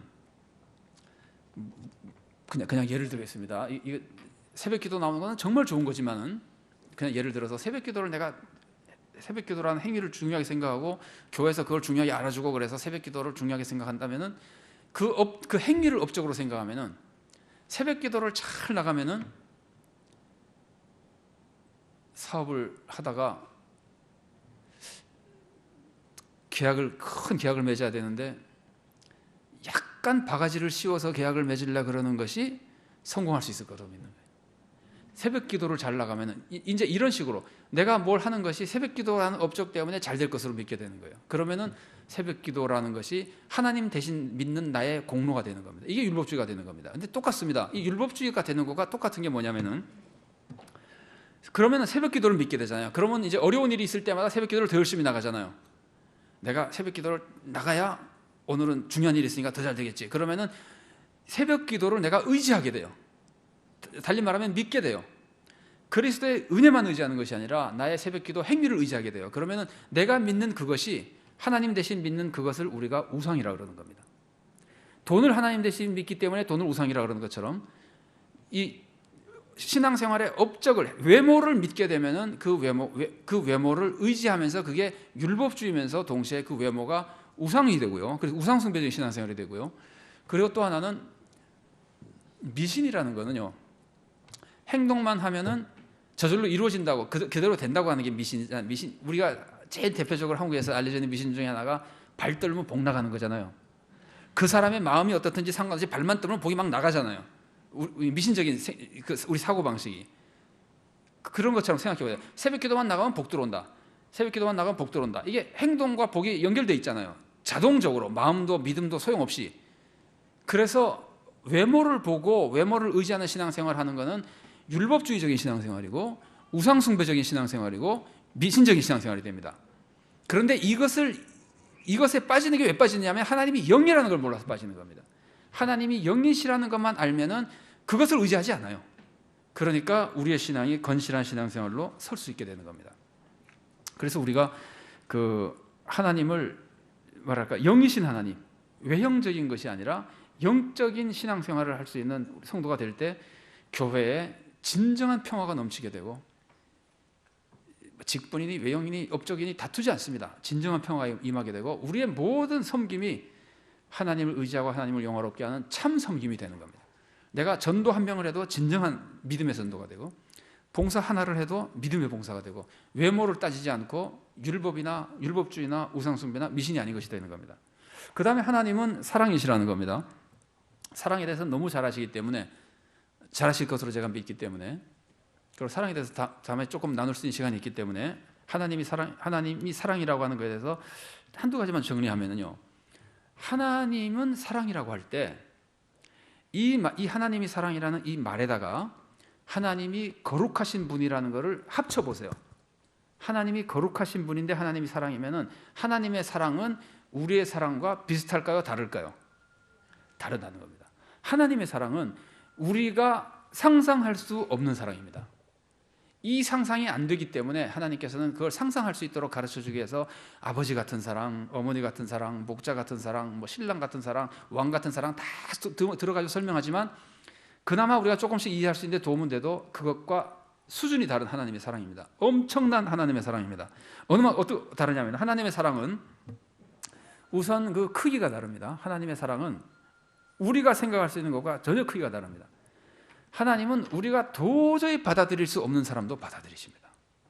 도저히 받아들일 수 없는 사람도 용서해 주시고 구원해 주시고 그러십니다. 그래서 아마 이런 말씀 많이 들으셨을 거예요. 우리가 만일에 천국에 가게 되면은, 사람은 천국에 가면은 3번 놀랄 것이다.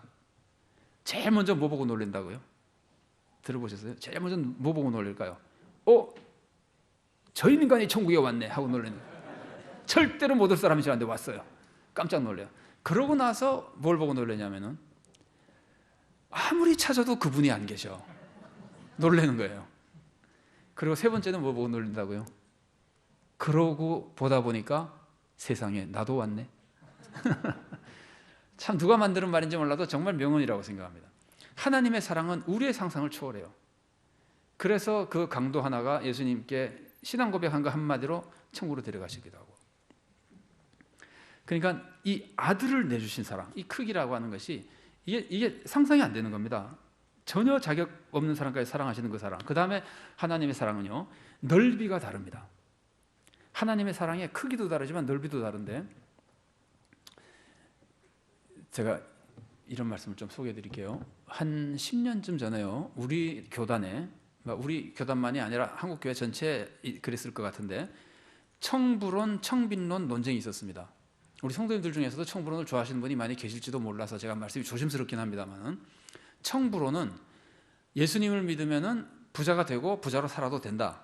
그런데 청불론을 좀 더 구체적으로 설명하면은 하나님이 많은 재산을 주시면 내가 그 재산을 잘 활용해도 된다. 이게 청불론이 아닙니다. 많은 재산을 가지고 그것을 청지기처럼 하나님의 영광을 해서 잘 사용하고 관리하고 이러는 것은 청불론, 청빈론 다 똑같습니다. 청불론은 어떤 차이가 있느냐면, 청불론은 하나님이 재산을 워낙 많이 나게 주셨으면은 그걸로 이웃을 충분히 구제하고, 청불론을 대표하는 사람이 계산을 어떻게 했는지는 잘 모르나 32%인가 뭐 그렇게 계산했어요. 32%로 남을 충분히 구제하고 나면은 나머지 돈으로 내가 마음껏 잘 먹고 잘 살아도 된다. 이게 청불론이에요. 원래 부자는 30% 줘도 부자예요. 그러니까 그때는 이제 좋은 집에서 좋은 차 타고 좋은 거 먹으면서 살아도 된다. 그게 청부론이에요. 남을 충분히 구제한 다음에는, 아니 많이 구제한 다음에는. 청빈론은 아무리 그래도 내가 그렇게 사치스럽게 살면 안 된다. 검소하게 살아야 된다. 이게 청빈론이에요. 청부론과 청빈론이에요. 청부론을 주장한 목사님이 어느 날 TV에 나오셨어요. 제가 그걸 봤어요. TV에 나와서 몇 명 무슨 성서학당인지 이름은 모르겠는데 사람 앉혀놓고 성경을 가르쳐요. 그러다가 이분이 갑자기 하나님은 내가 잘 살기를 바라실 겁니다. 이거 잘 산다는 건 잘 먹고 잘 사는 걸 말하는 거예요. 내가 잘 살기를 바라실 겁니다. 나도 내 아들이 잘 살기를 바라는데 얼마나 논리적으로 맞는 말입니까? 사람들이 다 고개를 끄덕끄덕거려요. 근데 저는 미안하지만 좀 화가 났어요. TV니까 물어볼 수도 없고, 만일 물어볼 수 있다면 제가 이렇게 물어보고 싶었어요. 당신만 하나님 아들입니까? 하나님이 아들이 당신밖에 없습니까? 여러분 보세요. 제가 지방에 살면서 서울에 두 아들을 유학을 보내서 두 아들이 서울에 가서 사는데 두 아들에게 각각 돈을 보낼 수도 있지만 어떨 때는 둘이 같이 살고 있으면은 형 통장에다 넣어줄 수도 있잖아요. 그럼 형이 통장을 딱 보니까 어느 날 돈이 많이 들어와 있어. 그러면 와, 우리 아버지는 나를 사랑하고 내가 잘 먹고 잘 살기를 바라시는구나. 그러고 자기가 혼자 그걸 잘 먹고 잘 지내고 동생이 하나도 안 넘겨주면은 훌륭한 사람입니까? 여러분 지금 인류예요. 지금 세상에 굶어 죽는 사람이 얼마나 많은지 아십니까? 저는 그거를 논문 쓸 때 좀 살펴봤는데 그 통계마다 다릅니다. 제가 볼 때 통계가 굉장히 어려울 거예요. 왜냐하면 사람이 굶다가 마지막에 죽을 때는 그것 때문에 병에 걸리기도 하고 다양한 이유로 죽을 수 있거든요. 그런데 굶어서 죽는 사람 숫자가 제일 작게 나온 통계가 1년에 1,300만 정도 되고 제일 많이 나온 통계는 3,500만입니다. 여러분 2차 세계대전 때 군인, 민간인 다 합쳐가지고 2차 세계대전이 6년 동안 있었는데 다 합쳐가지고 죽은 사람 전부 모아놓으면은 3,500만 내지 6천만이라고 그럽니다. 그러니까 그 무서운 전쟁으로도 1년에 죽어도 1,000만 명이 안 죽는 겁니다. 그런데 지금 굶어 죽는 사람이 보통 단체에서 1년에 1,500만 정도는 쳐요. 어마어마한 사람이 굶어 죽는 거예요. 그러고 좀 이전에 누가 한 말입니다만은 지금도 여러분 생각하면 맞을 거예요. 온 인류의 3분의 2는 무엇을 먹을까를 걱정하고 3분의 1은 어떻게 다이어트를 할까 걱정한다는 거예요. 그런데 놀라운 것은 그 3분의 1이 일본 빼고는 다 기독교 국가라는 겁니다. 놀랍지 않습니까? 하나님이 무지무지한 돈을 기독교 국가에다 기독교인들에다 퍼주은 거예요. 그런데 그 사람들은 어떻게 하면은 살 안 찌고 먹을 수 있을까만 연구하면서 챙겨가면서 돌려가면서 먹고 굶어 죽는 사람들을 계속 굶어 죽게 내버려 둔다면은 하나님 사랑은 이런 거가 아닙니다. 하나님의 사랑은 상상도 할 수 없이 넓은 사랑입니다. 하나님은요, 사랑이라고 하는 거는요, 사랑은 넓을 때만 사랑입니다. 자, 보세요. 아마 인류 역사상 제일 나쁜 사람이라고 감히 이 사람을 얘기해도 별로 반대하지 않을 겁니다. 히틀러라는 사람이 있잖아요. 히틀러는 무지하게 악한 자다 막 이렇게 우리가 욕을 하는데 히틀러가 한 여인은 무지하게 사랑했어요. 만일에 애인 사랑하는 거로만 치면 히틀러도 굉장히 훌륭한 사람이에요. 그런데 이 세상 누구도 히틀러가 사랑이 많은 사람이라고 그러지 않습니다. 왜냐하면 그것만 벗어나면 미워하고 인종만 다르면 막 죽이고 막 그랬으니까. 여러분 우리나라 어떤 군사 독재자는 자기 부하를 엄청나게 잘 챙겼습니다. 부하들이 볼 때는 굉장히 사랑 많은 자기 두목입니다. 그러나 아무도 그 사람 사랑 많다 그러지 않습니다. 자기 식구 자기 부하만 챙겼지 지역만 달라도 챙기지 않았습니다. 그 사랑이라고 그러지 않아요. 자기 패거리끼리 하는 사랑은 사랑이라 그러지 않아요. 그 조폭도 하는 것이고 그건 나쁜 놈들도 다 하는 거예요. 그래서 예수님이 말씀하시는 겁니다. 아는 사람 형제에게만 무난하면 남보다 더하는 것이 뭐냐? 원수도 사랑해야만 하나님의 자녀가 되는 것 아니냐 이렇게 말씀하시는 거예요. 그래서 사랑은 넓을 때만 사랑인데 하나님의 사랑이 그렇게 넓은 것이고 하나님이 우리들에게 요구하시는 겁니다. 너도 내 자녀가 됐으면 내가 사랑하는 그런 사랑을 해야 되는 것이라는 거예요. 하나님의 사랑은 넓이가 그렇습니다. 하나님을 알 때 그것을 알아야 우리가 이웃을 보는 눈이 하나님의 안목을 가질 수 있게 되는 겁니다. 그리고 하나님의 사랑은 지혜가 다릅니다. 지혜. 이 지혜, 하나님의 사랑의 지혜는요, 제가 그 젊었을 때 우리 교회 그 결혼한 지 얼마 안 된 이제 그 집사님이랑 한번 버스를 같이 타게 돼서 말씀을 나눌 기회가 있었는데 그 집사님이 그 얘기를 하시더라고요. 둘째를 키우면서 첫째에게 참 미안했다 그러더라고요. 자, 애를 키워보신 부모님들 왜 미안했습니까? 둘째를 키우면서 왜 첫째에게 미안합니까? 몰라서 못해준 게 많아가지고. 처음 키우는 애라 그때 딱 그걸 해줬으면 좋았을 뻔했는데 돈이 없는 것이 아니에요. 그냥 몰라서 못해준 거예요. 그게 그렇게 못해주고 지나가니 이렇게 미안하다는 거예요. 우리 부모가 아무리 우리를 사랑해도 무지해서 못하는 게 있습니다. 그러나 하나님은 그런 거 없습니다. 하나님은 전지전능하십니다. 그래서 하나님은 우리들을 딱 볼 때 영혼까지 딱 같이 보면서 그때 가장 필요하고 좋은 걸 우리에게 주시는 겁니다. 그래서 하나님을 사랑하는 자들에게는 항상 모든 것이 합력하여 선을 이루게 만드시는 거예요. 하나님은 그런 사랑이에요. 그런 사랑으로 우리를 사랑하세요.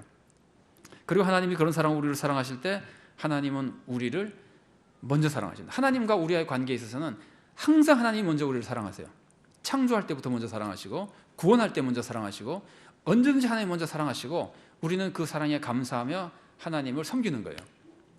만일에 우리가 신앙생활에서 하나님께 먼저 바치고 내가 먼저 하나님께 바쳐야 하나님께서 나에게 상을 주신다고 생각하면은 그거는 미신적인 신앙생활입니다. 우상숭배적인 신앙생활. 기독교 신앙은 그런 것이 아닙니다. 항상 하나님 먼저 은혜를 베풀어 주십니다. 내가 먼저 바치고 하나님으로부터 받아야 되겠다고 생각하는 거는요, 그거는 신앙이 아니에요. 하나님도 안 해요, 그런 거는요. 그런데 사람들은 원래 사고를 그렇게 가지고 있어요. 주고받는 것이 익숙해져 가지고 주지도 않는데 받는다는 거 상상을 못 해요. 그래서 꼭 내야 받는다고 생각하거든요. 그래서 공로주의에 빠지는 거예요. 내가 공을 세워야 그래도 하나님이 주시지. 아닙니다. 하나님은 공로 안 세워도 은혜로 다 주십니다. 감사하면서 우리는 하나님 섬기면 됩니다. 이런 미신적인 것의 대표적인 모습이 심청전에 나오는 거예요. 여러분 심청전 보면은 뱃사람들이 그 용왕이 무서워가지고 인당수에다가 처녀를 던지잖아요. 그래서 이 뱃사람들의 미신이 뭐냐면은 처녀를 바쳐야 용왕이 기분이 좋아서 우리를 도와준다는 거예요. 여러분 이게 미신이고 우상숭배입니다. 딱 바쳐가지고 하나님 기분 좋게 만들어서 하나님으로부터 좀 받아 먹어야지. 이게 미신이에요. 하나님은 그런 분이 아니에요. 하나님은 먼저 사랑해 주시는 분이에요. 하나님의 사랑을 믿을 때 그걸 믿어야 우리가 하나님을 마음 놓고 의지하면서 신앙생활을 할 수 있게 되는 겁니다. 자, 그리고 하나님은 우리들에게 사랑의 삶을 요구하시는데 하나님 우리들에게 기대하시는 사랑의 삶은요.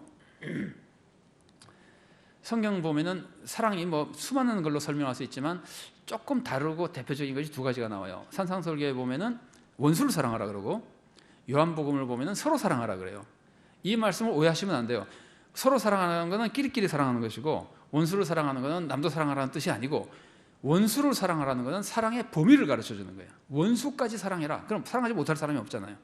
모든 이웃을 사랑해라는 뜻이고 서로 사랑하라는 말씀은 평등하게 사랑하라는 거예요. 일방적으로 사랑하지 말고 서로 대등한 관계에서 존중하면서 사랑하라는 거예요. 서로 사랑하는 것과 반대되는 게 뭐냐면은 이제 아닌 거를 설명하면 도움이 된다 그랬잖아요. 반대되는 게 뭐냐면은 아부의 사랑이에요. 높으니까 권력이 있으니까 아부에서 자꾸 잘해드리는 거 있죠. 그거는 사랑이 아닙니다. 정말 아끼고 존중하면서 대등한 입장의 사랑이야 하나님 원하시는 사랑입니다. 사람은 다 평등하기 때문에. 그리고 또 하나 잘못된 거는 무시하면서 동정하는 사랑이죠. 무시해서 도와줬어요. 근데 그 사람이 너무 감사하다고 작은 선물을 가져오니까 야 이런 거 필요 없어. 돈도 없는 게 이런 걸 가져와. 내가 네 거 안 받으면 못 살아. 그렇게 해서 무시하는 것이 이게 무시하는 동정적 사랑이에요. 그 서로 사랑이 아닙니다. 하나님은 어떤 분이시냐면은 하나님은 우리보다 그렇게 위대하신 분인데 우리를 사랑하시면서 우리 보고 당신을 사랑하라 그러세요. 우리 같은 인간의 사랑을 사모하세요. 하나님이요. 이게 얼마나 하나님의 사랑이 위대한 건지 우리 알려줍니다. 그러니까 우리들은 서로 사랑할 때 높은 사람을 사랑하는 것이 아니라, 그러니까 권력 때문에 하는 것이 아니라, 또 무시하고 불쌍해서 하는 것이 아니라 진정으로 인격적인 대등한 사랑을 해야 된다는 겁니다. 자, 제가 마지막으로 짧게 한두 가지만 말씀드리고 마치겠습니다. 그럼 도대체 하나님을 어떻게 알 수 있느냐? 이렇게 하나님을 제가 몇 가지 소개해드렸지만 하나님은 무엇을 통해서 우리를 알려주시느냐 그러면은 하나님은 첫 번째로 자연을 통해서 알려주십니다. 세상을 이렇게 보면 알 수 있습니다. 그러나 자연을 통해서 알려주시는 것은 하나님이 계신다는 것만 알 수 있습니다. 하나님이 정말 계시는구나. 로마서 1장 20절이 가르쳐주는 거예요. 하나님이 정말 계시는구나. 그래서 세상에 살다가 천국에 심판대 앞에 선 사람 중에 아무도 하나님 앞에 나는 하나님이 계신 걸 몰랐습니다라는 말을 못하게 만든다는 거예요. 자연을 보면 저절로 하나님이 계신다는 걸 알 수 있게 된다는 거예요. 그래서 사람들은 본능적으로 그 하나님이 계신다고 하는 뭐랄까요, 그런 그 미신도 생기고 두려움이 생기고 이제 그러는 거예요. 그 다음에 그리고 자연을 통해서 알려주신 것 또 하나는요, 하나님의 뜻을 일부 알려주세요. 그게 바로 과학이에요. 자연과학, 사회과학 이런 것들을 통해서 하나님의 뜻을 어느 정도 알 수 있어요. 자, 그 다음에 그냥 넘어가겠습니다. 그리고 성경을 통해서 알려주십니다. 성경을 통해서 알려주시는 것은 인간이 구원받을 수 있는 길을 알려줍니다. 자연은 아무리 바라봐도 구원의 길을 알 수는 없습니다. 성경을 봐야만 구원의 길을 알 수 있습니다. 그래서 복음을 듣지 않으면 구원을 받지 못하는 겁니다. 그런데 성경을 아무리 봐도 하나님이 안 알려주시는 거 있습니다.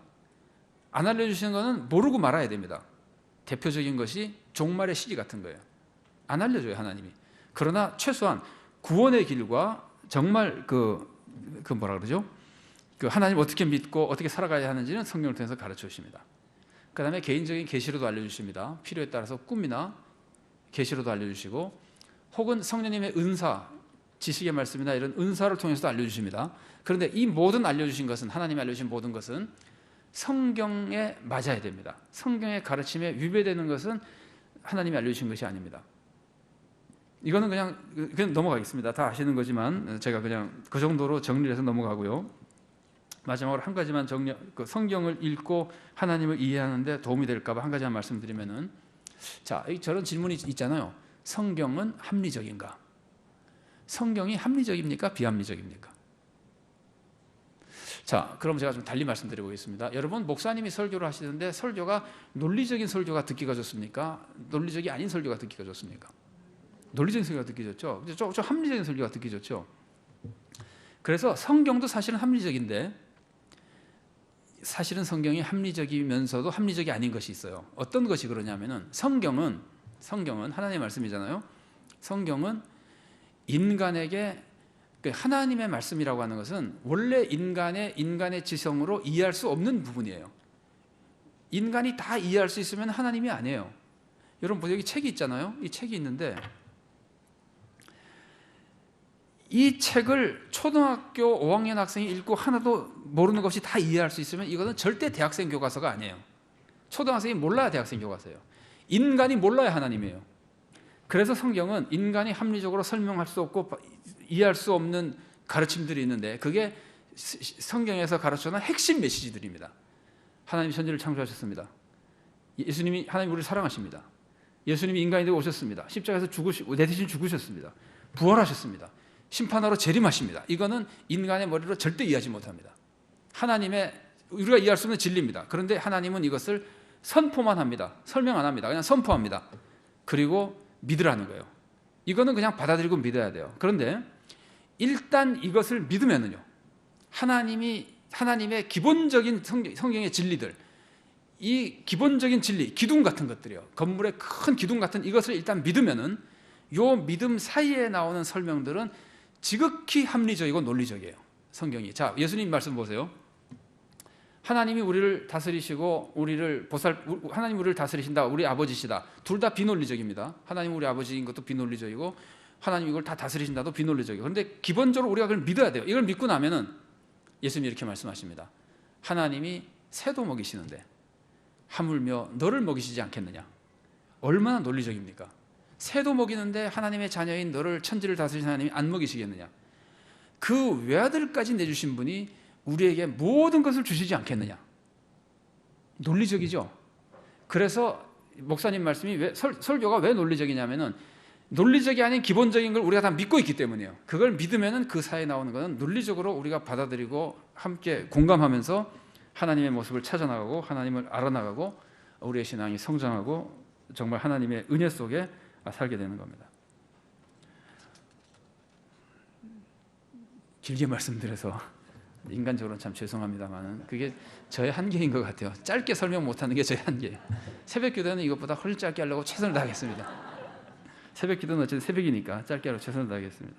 어쨌든 우리 하나님의 거룩하심, 절대주권, 그리고 능력, 그리고 사랑, 영이심, 이런 것들을 우리가 우리 신앙생활에 새롭게 잘 적용해서 하나님을 바로 알고 올바른 신앙으로 하나님께 큰 영광 돌리는 자녀가 되시기를 바랍니다. 기도하시겠습니다. 하나님 감사합니다. 말씀의 기회를 주셔서 감사합니다.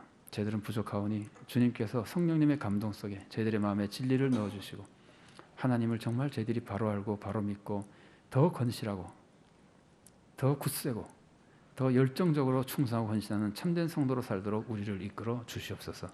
예수님 이름으로 기도드리옵나이다. 아멘.